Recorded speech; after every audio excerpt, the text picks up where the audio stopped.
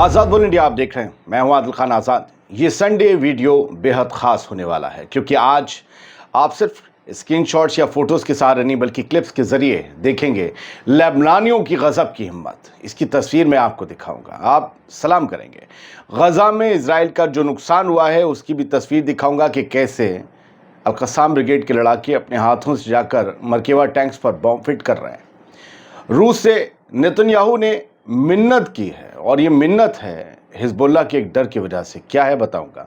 और नेतन्याहू के घर धमाके की जो खबर आई है और तस्वीरें आई हैं, सब कुछ आपको दिखाने जा रहा हूं इस छोटे से वीडियो में और वीडियो रिपोर्ट में।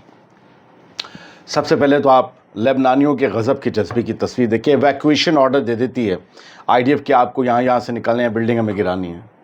एक शख्स अपने घर की छत पर हल्की सी धूप में किताब पढ़ रहा है, लेबनान का बंदा है, कुर्सी पर बैठा है और आकर बम गिरता है। अब देखिए क्या होता है। वो बम को देख रहा है और खुश हो रहा है। मैं आपको उसके बस चेहरे को दिखा रहा हूँ एक स्टिल में, और बाकी आप दूसरी विंडो में उसका वीडियो जो देख रहे हैं। अब देखिए वो बम गिरता हुआ दिख रहा है, गिरता हुआ दिख रहा है, और उसके बाद क्या हो रहा है, क्या गुबार उठा। ऐसा लगा कि पूरा शहर तबाह हो रहा है, ऐसे गुबार उठे। वो बैठा रहा पहले, फिर खड़ा हुआ, फिर उसके पास लेबनान का झंडा था, वो फहराने लगा। और वो ये कह रहा है कि ये हमारा जो मुल्क है, इसकी एक हिस्ट्री है, इसकी एक सिविलाइजेशन है, और हमारी सिविलाइजेशन, हमारी हिस्ट्री ये कहती है कि हम हार कभी नहीं मानते, हम फतह हासिल करते हैं। हम पर जो जुल्म कर रहा है इजराइल, वो बेकार हो जाएंगे, हम पर फतह हासिल नहीं कर पाएगा। ये आम लेबनानी है और ये इनकी ज़िंदगियां तबाह हो रही हैं, लेकिन ये हमलों से डर नहीं रहे। खैर, अगली तस्वीर। हिजबुल्लाह के हमलों में कल कई इलाकों में हाइफा में नुकसान हुआ इजराइल को, और वहाँ पर जो है आईडीएफ ने दिखाया कि जो नुकसान हुआ है उसका असेसमेंट करने, उसको देखने के लिए फायर फाइटर्स, आईडीएफ की टीम वहाँ पर मौके पर पहुंची। कई ऐसे सेटलमेंट्स थे जहाँ पर हाइफा डिस्ट्रिक्ट में ये नुकसान हुए हैं। आप देख सकते हैं घरों का उनका टूट फूट गया है, घरों के अंदर में नुकसान हुआ है, कुछ कम्युनिटी हॉल्स हैं वहाँ भी नुकसान हुआ है। बताया गया इस पूरे इलाके की बिजली कट गई थी। हमने आपको सबसे पहले कल ही बताया था कि नारिया में भी बिजली कट गई थी। तो यहाँ पर जो है इस नुकसान को देखने हाइफा पहुँचे आईडीएफ और बाकी जो फायर फाइटर्स हैं वो उनकी टीम। जाहिर सी बात है हाइफा में होती भी होंगी, ऐसा तो नहीं फायर स्टेशन नहीं होगा। आईडीएफ देखिए दोनों तरफ की खबर होगी। आईडीएफ जो है नॉर्थ में, जो उसकी नॉर्दर्न कमांड है आईडीएफ की, वो अब लेबनान से लगी सरहद पर मौका मुआयना जाकर कर रही है। और हर्जी अलेवी जो चीफ ऑफ स्टाफ हैं, वो अपने फ़ौजियों की हिम्मत को बढ़ाने के लिए उनके साथ घूम रहे हैं, फिर रहे हैं, और ये कह रहे हैं कि जीत हमारी ही होगी। खैर, नेतन्याहू के घर पर जो कैसरिया में उनका एक घर है, पुराना नाम कैसरिया है उस इलाके का, वहाँ पर जो घर है वहाँ एक बार फिर से बम धमाके की खबर है। अब ये बम धमाका किसी ने कुछ बता दिया, हालांकि ये फ्लैश थी। ये जो है सारे लोग यही कह रहे हैं कि बम धमाका था, बम धमाका था। ऐसा नहीं है, ये फ्लैशेस थी। अब हो सकता है कि ये जो फ्लैशेस उठी, आग जो लगी, लपटें उठी, ये प्रोटेस्टर्स पहुँचे हों जो ये चाहते हों कि नेतन्याहू पर प्रेशर मेंटेन करवा कर अपने होस्टेजेस को आज़ाद करवाया जा सके, जंग बंद करवाई जा सके। और हो सकता है कोई बॉम्ब भी हो, ऐसा नहीं है, लेकिन ये बहुत लो इंटेंसिटी का बॉम्ब होगा अगर होगा, क्योंकि इससे कोई नुकसान हुआ नहीं और आग भी बहुत जल्द बुझ गई। मैं आपको ब्लैक एंड वाइट वीडियो में दिखा रहा हूँ। लिहाजा फिलहाल अब क्या हो रहा है, अभी इस मामले में जांच कर रही है आईडीएफ के हुआ क्या, आया कौन। लेकिन मैं सोच में हूँ कि जांच करने की क्या ज़रूरत है भाई। कैसरिया है, प्राइम मिनिस्टर का घर है, उसके घर में या उसके दरवाजे पर ब्लास्ट हो जाए, आपके पास सैकड़ों कैमरा होंगे अपने प्राइम मिनिस्टर को कवर करने के लिए। आपको बताना चाहिए था यहाँ क्या। तो मुझे ऐसा लगता है बड़ा सस्पिशियस सा है, क्योंकि कोई पब्लिक नहीं दिख रही। इट मीन्स कि कोई यूएवी आया है, ड्रोन आया है हिजबुल्लाह का, और हिजबुल्लाह इस बार में तीसरी बार कामयाब हो गया, क्योंकि कल भी उन्होंने हिट करने की बात कही थी। इस बारे में द जेरूसलम पोस्ट ने भी खबर छापी 17 नवंबर को कि भैया नेतन्याहू के घर से जो है आग की लपटें उठी हैं, जो कैसरिया में घर है। अब पुलिस इन्वेस्टिगेट कर रही है कि हुआ क्या है। ये है एक बड़ा क्यूट सा फौजी, मुझे लग रहा है आईडीएफ का।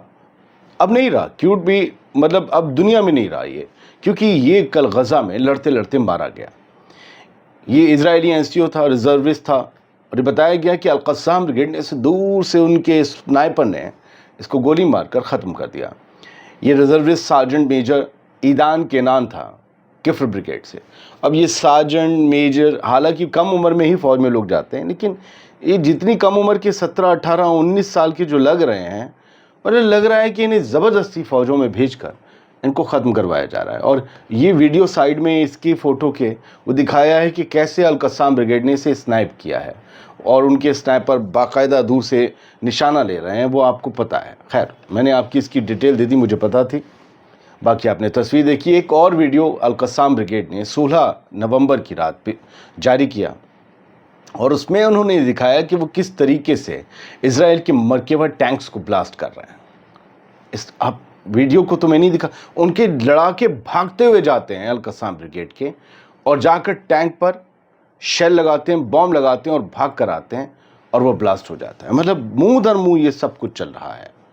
फिलहाल ये आईडीएफ है जो गज़ा में मिशन चला रही है। भाई, गज़ा में सिर्फ ऐसा नहीं अल-क़स्साम ब्रिगेड लड़ रही है, दोनों तरफ की बात करनी होगा। आप ये वीडियो देख रहे हैं किस तरीके से ये 36th और 91st डिवीज़न है, ये इजराइल की, ये गज़ा में ऑपरेशन चला रहे हैं, इधर उधर घूम रहे हैं, ढूंढ रहे हैं। लेबनान में भी ऑपरेशन चला रहे हैं। तो हर जगह आईडीएफ जो है मुस्तैदी से, आप उनके फ़ोटो देखेंगे, एक्शन में है, कहीं कहाँ है, कहीं कहाँ है, पूरी तरीके से ये मुस्तैद नज़र आते हैं। इनके पास भारी भरकम हथियार हैं, और इन्हीं की बिना पर ये एक ऐसे मिशन चला रहे हैं जिसके बाद ये तस्वीरें सामने तबाही की आती हैं।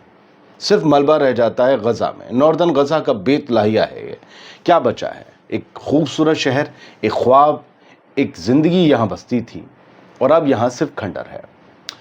बेंजामिन नेतन्याहू और इजराइल रशिया के आगे झुक गए। मतलब रशिया से मिन्नतें कर रहे हैं, और ये मिन्नतें हिजबुल्लाह के खौफ को लेकर हैं। किस वजह से? असल में ये खबर है, और ये आप देख रहे हैं WSJ की भी है, वॉल स्ट्रीट जर्नल की भी है, कि Israeli forces push deeper into Lebanon widening war campaign, घुस रहे हैं लेबनान के अंदर तक।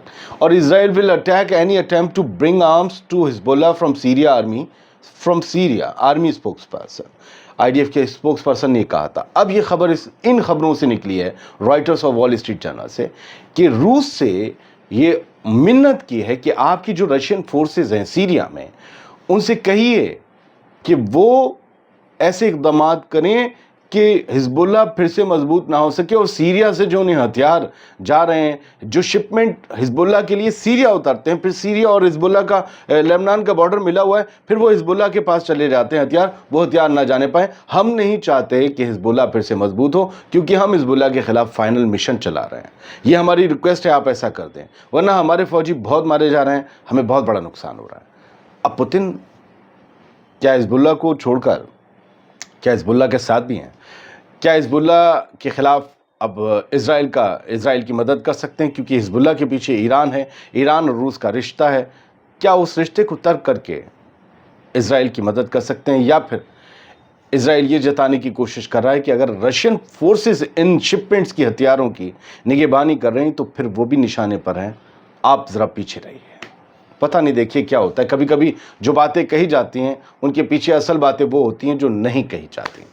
आज़ाद बुल इंडिया में इस वीडियो में इतना ही। उम्मीद करता हूँ आपको पसंद आया होगा। शुक्रिया, सलामत।